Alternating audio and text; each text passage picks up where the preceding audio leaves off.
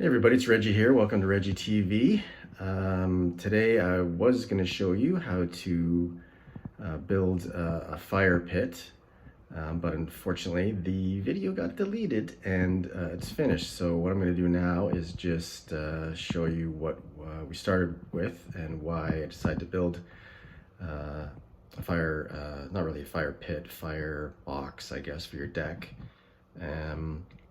And yeah, if anybody's interested in building one of these, just DM me and I can send you instructions. So check it out.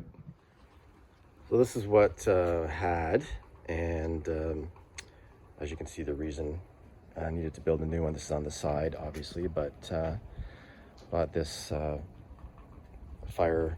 propane-powered fire box, I guess it's called, from Home Depot a couple of years ago, and you can see it's already starting to fall apart. So hunk of shite, totally. Pretty expensive, so didn't really want to spend too much cash on a new one, so just took out the insert here that is the actual fire ring, or propane ring that creates the flames, and built this. So basically it's just a box frame, and then just reuse this square insert